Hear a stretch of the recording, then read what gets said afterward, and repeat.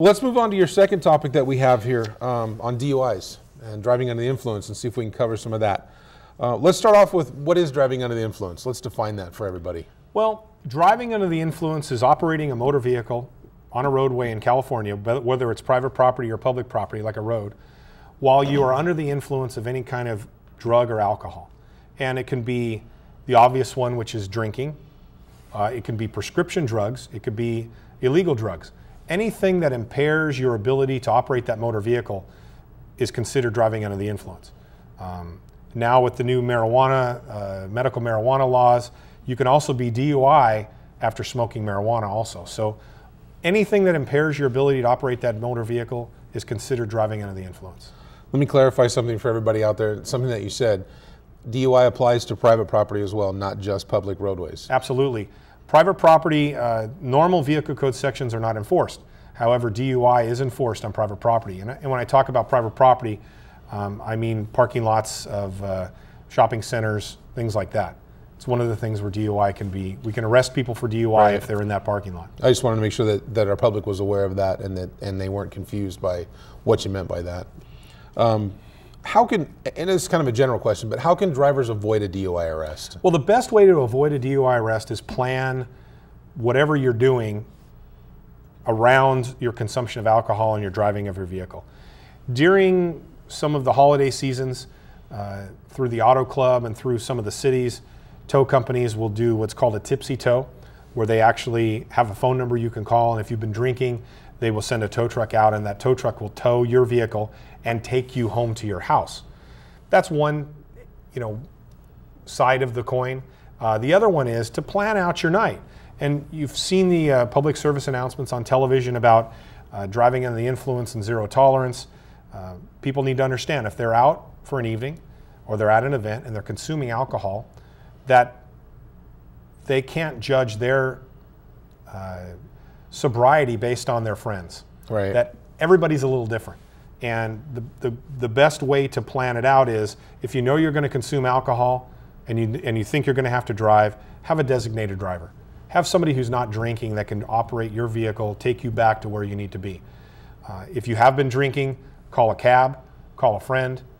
Someone else can get you home, but it's not worth you driving and hurting yourself or hurting somebody else because right. you've consumed too much alcohol. Right. How does the city of Monterey Park enforce DUI violations? Well, we do it several different ways. One of the ways we do it is by educating and communicating with the public through programs like this, and try to keep them from beginning or getting involved in DUI to begin with. We deal with the licensed establishments in town, and we educate the bartenders and educate the establishment owners on what to look for if they have an intoxicated person at their bar. And it's incumbent upon them to try to keep people from driving if they see that happening. Right. So we do that through education. Our officers in the field are trained to recognize DUI drivers. They go through hours of DUI training, and they're out there on patrol 24 hours a day, 7 days a week. We have found that DUIs come across our path all hours of the day and night. And if we both can probably tell stories about finding a DUI driver at 10 o'clock in the morning right. or 10 o'clock at night. So our patrol officers are out there actively looking for drunk drivers, and they look for the objective symptoms of someone weaving or obviously being involved in a collision, anything that leads them to believe that they're going to stop that person and begin an investigation. We also are very active in the Los Angeles County Avoid the 100 program, which is a state-funded grant that puts officers out for specific times during holiday seasons to enforce DUIs. And we do that through what we call is directed patrol, where I put officers out from my bureau in patrol cars specifically looking for drunk drivers during some of the big holiday party seasons. Very good. And then we do Avoid the 100 checkpoints, where our agency for this area, we're the hub for this area. Officers from other agencies come in and we do DUI checkpoints. And then we have a state grant that helps fund checkpoints for our city, and we run checkpoints 6 times a year. And there's set up all throughout the city, and probably quite a few people that are listening have come through those checkpoints. Mm-hmm. What we do with those is in a manner prescribed by law, we funnel vehicles down through a choke point. And a trained police officer then contacts the driver and does a little bit of a kind of a test to see if the person's been drinking.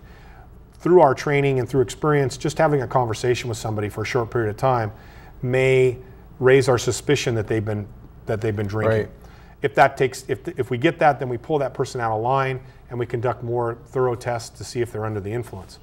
We hand them some literature that explains the DUI checkpoint program and gives them some examples of how they can avoid, DUI arrests in the future. And what it does is it educates the public that DUI is still a problem.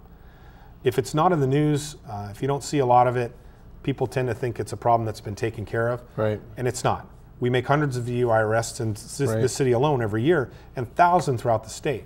A lot of deaths occur on the roadways because of DUIs, and it's something that's going to continuously be part of our enforcement practices here in Monterey Park. We like to look at it not just enforcement, but we feel that if we can educate the public, have them understand how to avoid the DUI to begin with, right, in the long run, it'll be better for everybody. Right. Very good.